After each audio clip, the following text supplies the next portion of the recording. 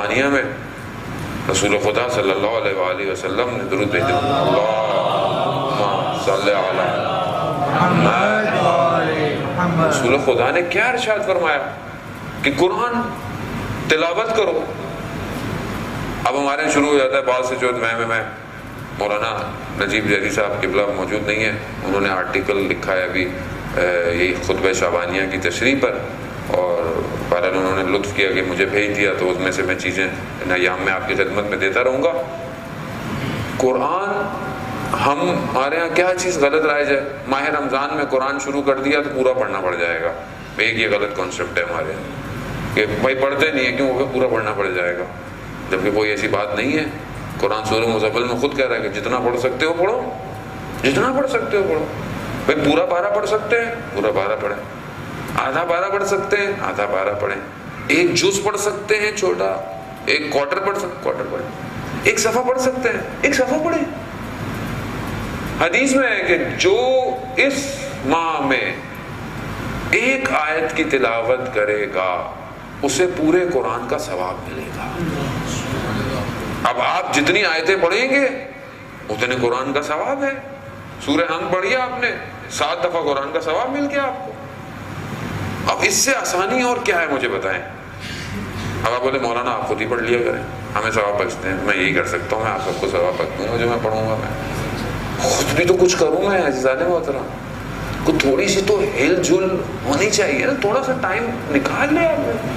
اب رمضان میں ہمیں یہاں بڑی آسانی ہے آج کل، جیسے بعض آفس 1-8 بجے بند ہو جاتے ہیں، پھر شام کو کھلتے ہیں، پھر گیپ ہے، ہم خوش بہت ہیں، لیکن خوشی کس بات کی ہے؟ نیند پوری ہو جائے گی۔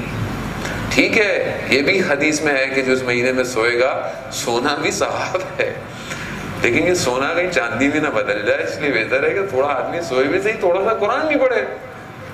تو کتنا اچھا ماحول ہو، آپ گھر میں بیٹھے ہوئے، اگر گھر والے کچن میں مصروف ہیں، آپ اگر بیٹھے ہوئے ہیں، آپ قرآن کھول لیں پڑھ لیں، بچے آپ کو دیکھ رہے ہیں، کیا معنویت ہے۔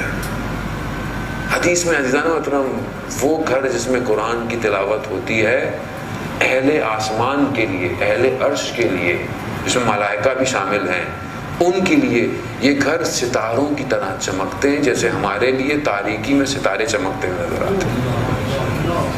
اگر آپ چاہتے ہیں کہ آپ کے گھر کی شہرت عرش پر ہو تو قرآن کی تلاوت کریں، مگر کیونکہ ہم مادیت میں اتنے گرے ہوئے ہیں، اتنے زیادہ پھنسے ہوئے ہیں کہ کون پڑھے۔ اچھا ابھی قرآن رمضان شروع ہوتا ہے تو ہمارے یہاں میسج بھی شروع ہو جاتے ہیں، بھائی قرآن پڑھنے کے علاوہ فکر بھی کرنی چاہیے، تدبر بھی کرنی چاہیے۔ وہ کہتا ہے میں پہلے پڑھ نہیں رہا تھا، فکر کون کرے گا؟ چلو بھائی یہ بھی نہیں ہو رہا آپ سے، نہیں ہے۔ دیکھیں قرآن کا دیکھنا ثواب ہے، قرآن کا سننا ثواب ہے، قرآن کا پڑھنا ثواب ہے، اور فکر تدبر تو اس کا اگلا مرحلہ ہے۔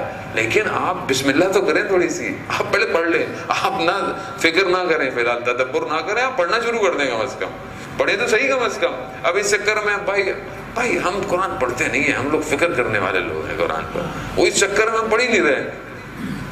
ایسا نہیں ہے عزیزان محترم، ماہ رمضان میں تلاوت کا الگ ثواب ہے۔ کچھ نہیں، آپ گاڑی میں جا رہے ہیں، موبائل آپ سب کے پاس ہے ماشاءاللہ، آپ اس میں لگا لیں، آدھے گھنٹے کے تو سافٹ ویئر آ گئے ہیں کہ آدھے گھنٹے میں آپ کے پورے قرآن کے پارے کی تلاوت ہے۔ وہ آپ نہیں پڑھ سکتے ہیں، آپ کان میں لگا لیں، سنتے رہیں گا اس کو۔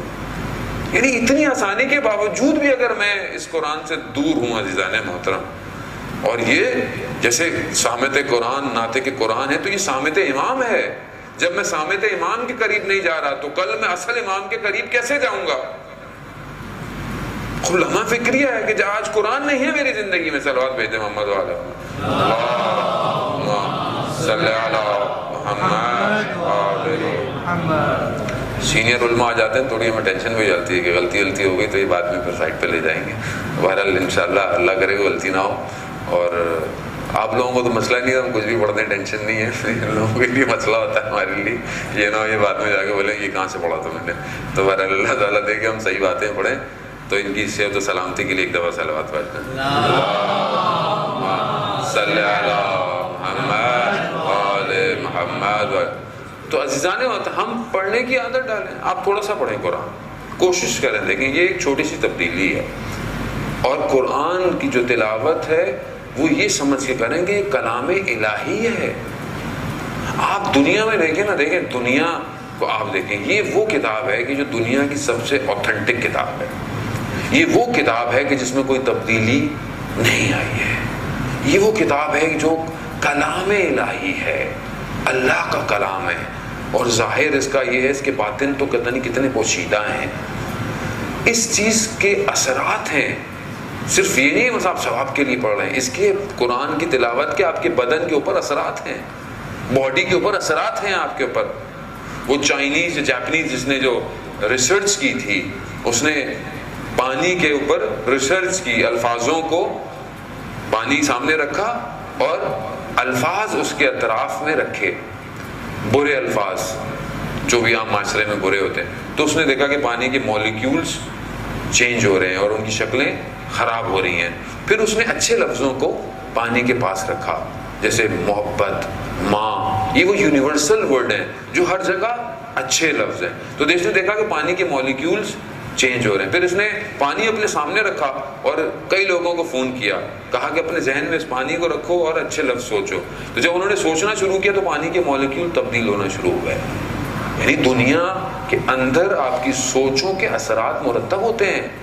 بعض اوقات آپ سوچتے ہیں کہ یہ کام نہیں ہونا، ارے نہیں ہو سکتا، نہیں ہوتا، کیونکہ آپ خود اپنے وجود سے اس نیگیٹو تھاٹ کو کریٹ کر رہے ہیں اور اسباب آپ کے سامنے بلاک ہو جاتے ہیں.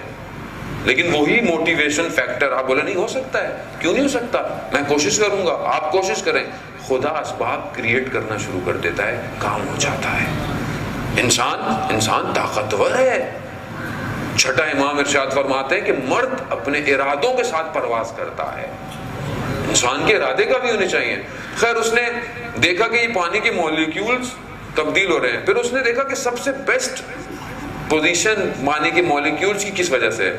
تو اس نے جب چیک کیا، ٹیسٹ کیا، تو دیکھا کہ جب تلاوت قرآن کی جاتی ہے تو پانی کے مالیکیول اپنی بیسٹ فارم میں آ جاتے ہیں. اب آپ مجھ سے زیادہ بہتر جانتے ہیں ہمارے بدن میں 70% کیا ہے؟ پانی ہے. جب ہم قرآن کی تلاوت کریں گے تو ہمارے بدن میں مالیکیول کتنے بہترین ہو جائیں گے، چہرے پر کتنا نور آ جائے گا، زبان جھوٹ بولنا چھوڑ دے گی، غیبت کرنا چھوڑ دے گی، کان کے اوپر اثرات مرتب ہے. یہی تو کمال ہے اسلام کا. جانے وطن وہ صرف آپ کے ظاہر کو نہیں صحیح کر رہا، وہ آپ کے باطن کو صحیح کر رہا ہے.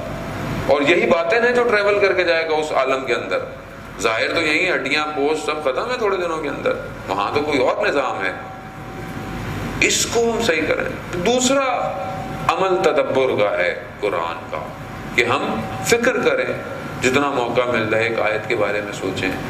کتنی بہترین ہے. بعض اوقات انسان تلاوت قرآن پڑھتا ہے، خدا کلام کر رہا ہے اپنے بندے سے، گفتگو کر رہا ہے. آیات ایسی آ جاتی ہے کہ انسان کی زندگی بالکل ایسا لگتا ہے کہ خدا اسی سے ہی بات کر رہا تھا. کتنی ایسی آیات آپ جب پڑھ رہے ہوتے ہیں اور آپ ترجمہ کریں تو ایسا لگتا ہے کہ آپ سے پروردگار کچھ کہنا چاہ رہا ہے. اور زندگی کے سارے مسائل، چیزوں کا حل ہمیں بہترین طریقے سے قرآن دے رہا ہے. جہاں اگر ظاہر آیت ہم نہیں سمجھتے تو ہم اپنے مفسرین کو، اہل بیت نے جو تفاسیر حدیث بیان کی ہیں، ہم ان کی طرف چلے جاتے ہیں. کتنی چیزیں ہیں جو قرآن کے اندر ہیں. اور ہماری کوشش تھی کہ بہرحال اگر وقت ملا تو ہمارے کچھ دوست بہت زحمت کر رہے ہیں کہ تقریباً شاید 4-5 منٹ کے اندر ہر روز ایک پارے کا خلاصہ ہے. 4-5 منٹ میں کوشش کروں گا کل سے اگر توفیق ہوئی تو بیان کروں، تاکہ پتہ ہو کہ پہلے بارے میں کیا ہے، دوسرے بارے میں کیا ہے، تیسرے بارے میں کیا ہے. یہ تھوڑا بہت ہمیں پتہ ہونا چاہیے. ظاہر مطلب وہ ہیری پوٹر کی کتاب جب ریلیز ہوتی ہے لوگ لائنیں لگا کے خریدتے ہیں، اور وہ صرف تخیلاتی ناول ہے، اور وہ بھی اس میں شیطان پرستی ہے ساری، اور وہ لائن سے لگے ہوئے لوگ. لائن لگتی ہے یورپ میں کتاب خریدنے کے لیے. ہمارے یہاں بھی بڑا پوز مارا جاتا ہے. جو ہمارے یہاں بھی کچھ فیملیاں نا ہیری پوٹر شیلف میں رکھتے ہیں کہ نا ہمارے بچے ہیری پوٹر پڑھتے ہیں. وہ ٹھیک ہے، پڑھے، بری بات ہے، اسٹوریز پڑھے، لیکن جو حقیقی کتاب ہے، احسن القصص قرآن کہہ رہا ہے کہ ہم نے بیان کی ہے، وہ ہم کتنا پڑھتے ہیں، کتنا ہم اپنے بچوں کو موٹیویٹ کر رہے ہیں، کتنا ہم بچوں کے لیے کام کر رہے ہیں. قرآنی چیزوں کو بچوں کے لیے کتنا کیا ہم نے آج تک. اب جب مولانا کچھ بتا دے کہ یوں کرنی چاہیے، اسٹوری بنانی چاہیے، اینیمیشن بنانی چاہیے، سب آ جاتے ہیں. مولانا صاحب پھر کب بنا رہے ہیں آپ؟ سارا کام مولوی نے کرنا ہے، ہم نے کچھ نہیں کرنا، باتیں کرنی ہے. سارا کام مولانا کر لے. مولانا اگر کچھ لے لے 4 پیسے لے لے, کھا گیا پیسے دے کر, مولانا صاحب کا کام ہی ہے پیسے. بھائی یہ کام پروفیشنل کا ہے, مولوی کا کام نہیں ہے یہ. مولانا صاحب بتا سکتے ہیں, آپ پروفیشنل کو ہائر کریں, آپ کام کرائیں, آپ بھی تو کوئی ذمہ داری لیں. ساری ذمہ داری ہم مولانا ہی لے لے زندگی کی.